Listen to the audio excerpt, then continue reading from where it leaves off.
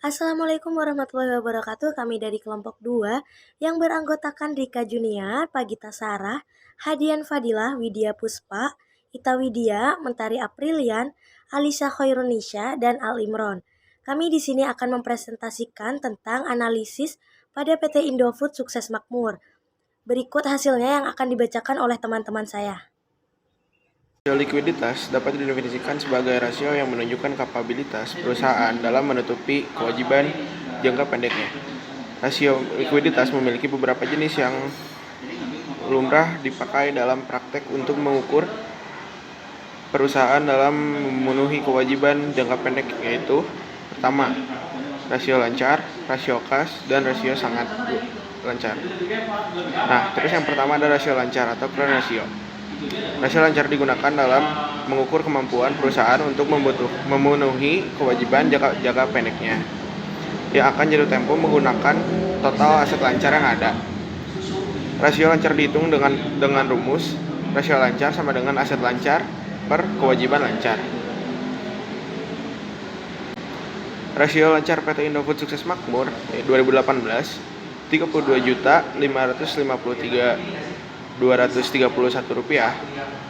per Rp31.435.755 sama dengan 113,10% atau 1,13. Terus pada tahun 2019 Rp32.704.862 per Rp27.474.862 sama dengan 119,04% atau 100,19. Dilihat dari perhitungan di atas, dapat disimpulkan bahwa rasio lancar PT Indofood Sukses Makmur mengalami peningkatan karena nilainya berada di kisaran 1. Selanjutnya ada rasio kas. Rasio kas merupakan perbandingan dari kas yang ada di perusahaan dan di bank dengan total hutang lancar. Rasio kas dihitung dengan rumus rasio kas sama dengan kas ditambah setara kas dibagi kewajiban lancar. Rasio kas pada PT Indofood Sukses Makmur pada 2018 yaitu dihitung 12.661.486 dibagi dengan 31.435.775 yang hasilnya 40,28% atau 0,4, dan pada tahun 2019 yaitu 9.408.189 dibagi dengan 27.474.862 yang hasilnya 34,24% atau 0,34. Dilihat dari perhitungannya, PT Indofood Sukses Makmur ini dapat diartikan bahwa untuk setiap hutang lancar Rp1 dijamin dengan kas sebesar 0,4 di tahun 2018 dan 0,34 pada tahun 2019 untuk setiap Rp1 hutang lancarnya. Selanjutnya ada rasio sangat lancar atau quick ratio. Quick ratio atau rasio cepat adalah salah satu rasio keuangan yang digunakan untuk mengukur posisi likuiditas perusahaan, proyek, pusat investasi, atau pusat laba. Quick ratio dapat dihitung dengan rumus quick ratio sama dengan aset lancar dikurangi persediaan dibagi dengan kewajiban lancar. Quick ratio pada PT Indofood Sukses Makmur pada 2018 yaitu 35.553.231 dikurangi dengan 12.145.480 dibagi dengan 31.435.755 yang hasilnya adalah 74,46% atau 0,74. Sedangkan pada 2019 yaitu 32.704.907 dikurangi 11.363.982 dibagi dengan 27.474.862 sama dengan 77,67% atau 0,78. Dari hasil perhitungannya, quick ratio di tahun 2018 dan tahun 2019 pada PT Indofood Sukses Makmur belum memiliki kemampuan yang baik dalam melunasi kewajibannya, karena rasionya masih berada di bawah 1, yaitu sebesar 0,74 pada tahun 2018 dan sebesar 0,78 pada tahun 2019. Selanjutnya akan membahas rasio leverage PT Indofood Sukses Makmur. Rasio leverage merupakan rasio yang digunakan untuk sejauh mana aktiva perusahaan dibiayai dengan utang. Terdapat beberapa jenis rasio leverage yang digunakan dalam melakukan penelitian perusahaan, yaitu sebagai berikut. Yang pertama itu ada debt to asset ratio atau DAR. Yang kedua ada debt to equity ratio atau DER. Yang ketiga ada long term debt to equity ratio atau LTDER. Di sini yang pertama akan kita bahas yaitu debt to asset ratio atau DAR. Debt to asset ratio merupakan rasio utang yang digunakan untuk mengukur perbandingan antara total utang dengan total aktiva. Rumusnya yaitu DAR atau debt to asset ratio sama dengan total debt dibagi total aset. Di sini kita ngambil contoh dari PT Indofood Sukses Makmur. Pada tahun 2018, total debt-nya Rp45.435.443 dibagi total asetnya Rp95.989.207 sama dengan 49% atau 0,49. Pada tahun 2019, total debt-nya Rp45.094.881 dibagi total aset Rp97.061.632 sama dengan 46% atau 0,4.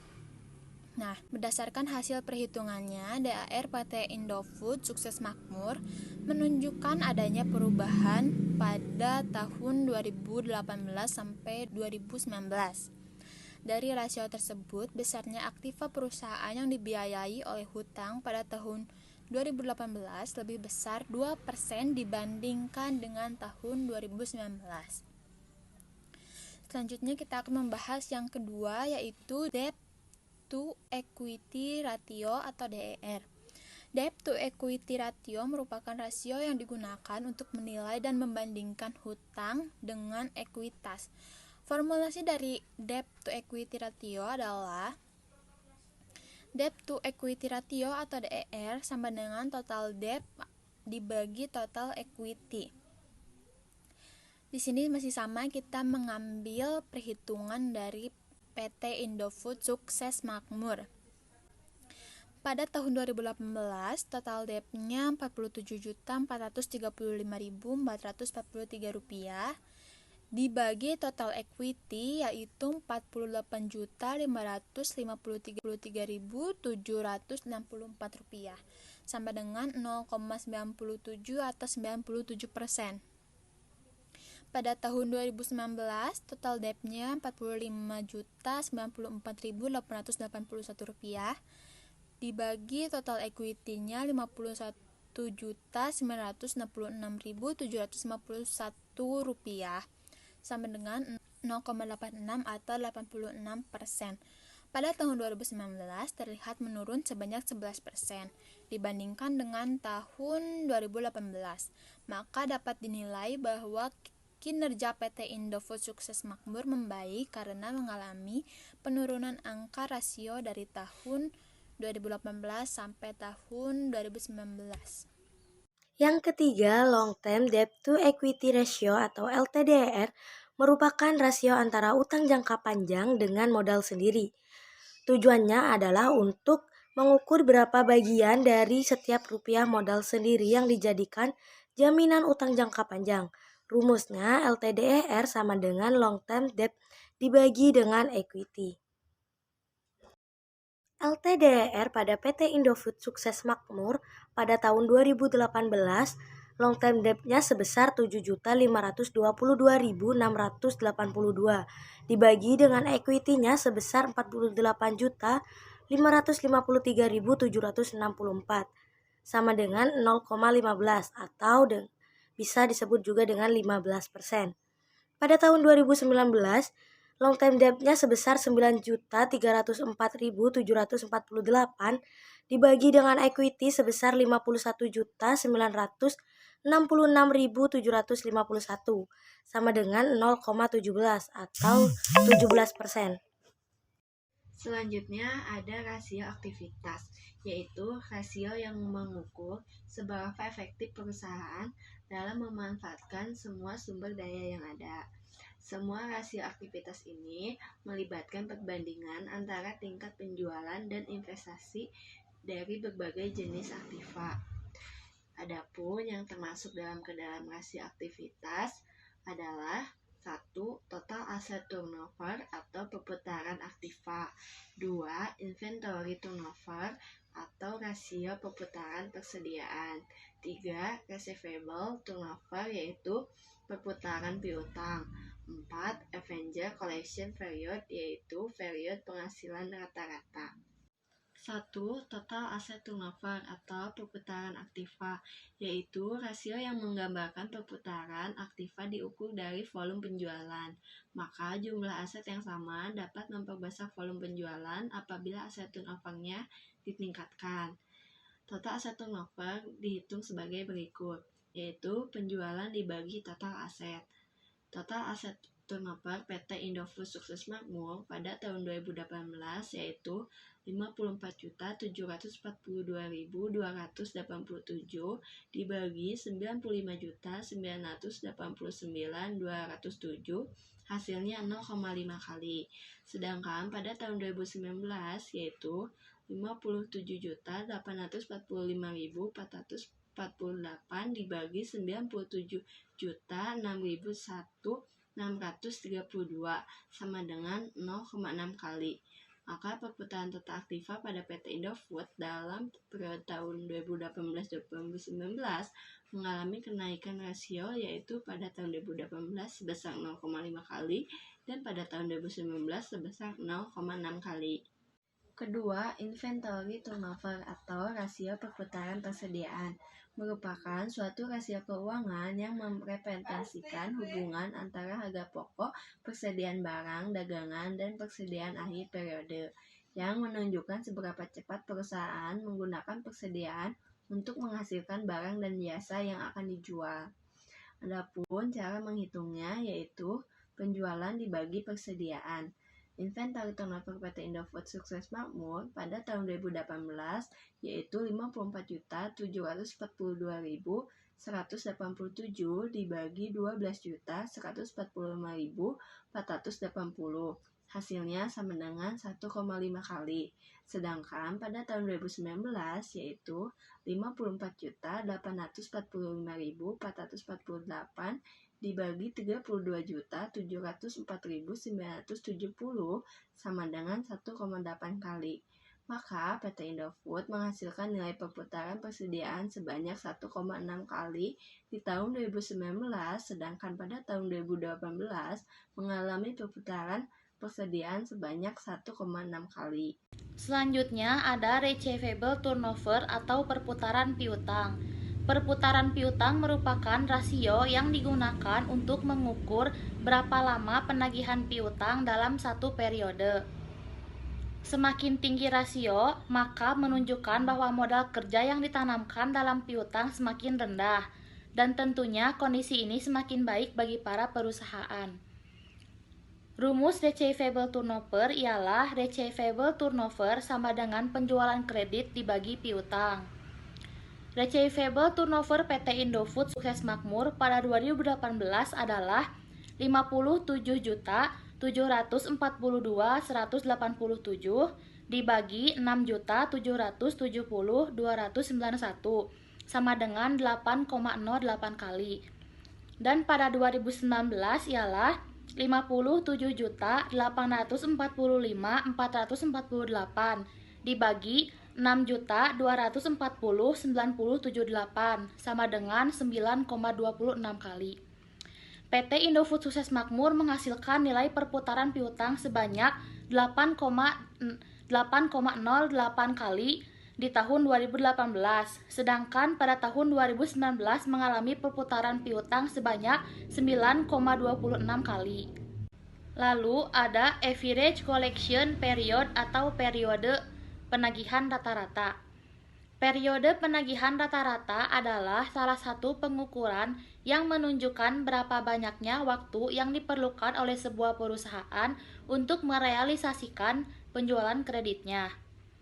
Rumus average collection period adalah ACP sama dengan 360 dibagi perputaran piutang. Average collection period PT Indofood Sukses Makmur pada 2018 adalah 360 dibagi 8,08 sama dengan 44,5 hari. Sedangkan pada 2019 adalah 360 dibagi 9,26 sama dengan 38,8 hari. PT Indofood Sukses Makmur menghasilkan nilai penagihan rata-rata sebanyak 44,5 hari di tahun 2018, sedangkan pada tahun 2019 mengalami penagihan rata-rata sebanyak 30,8 kali.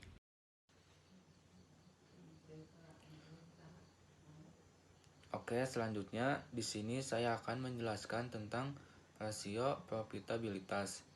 Rasio probabilitas diartikan sebagai rasio yang digunakan untuk membandingkan kemampuan perusahaan untuk menyisihkan laba dari pendapatan. Jenis-jenis dari rasio probabilitas yaitu sebagai berikut. 1. Gross profit margin. Yang kedua, net profit margin.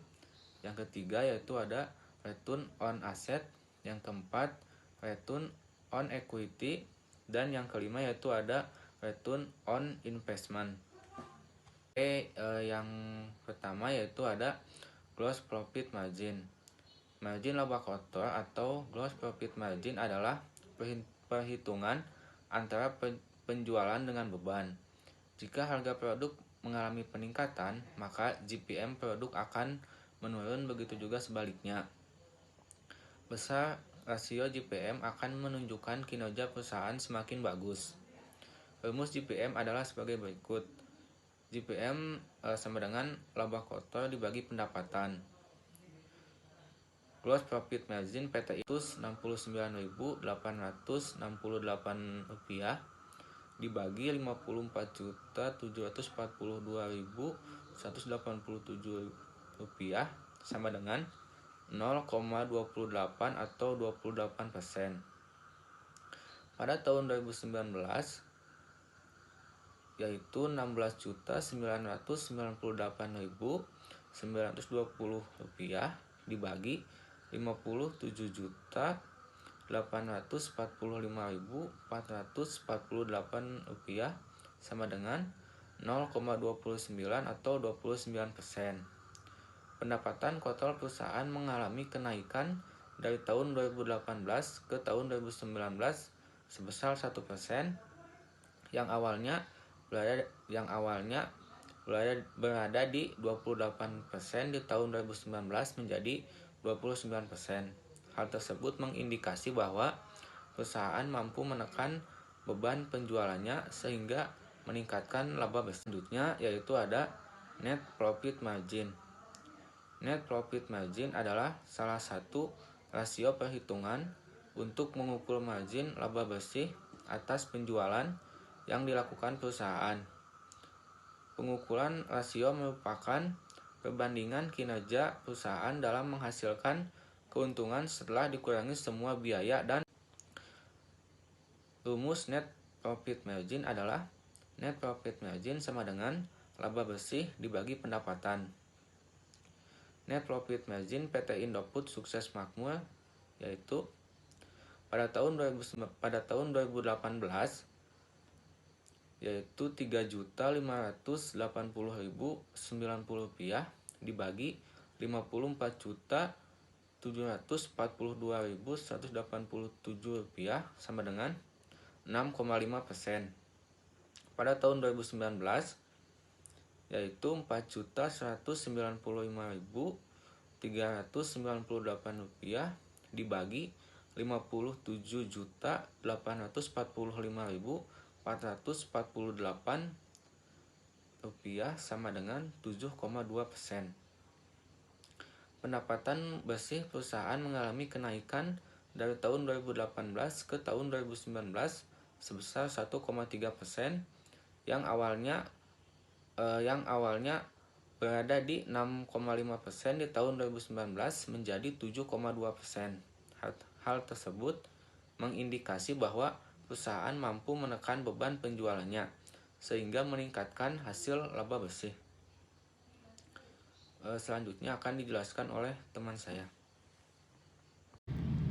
Kemudian ada return on asset atau ROA digunakan untuk mengukur seberapa besar kemampuan perusahaan dalam menghasilkan tingkat pengembalian atas aset menjadi laba bersih.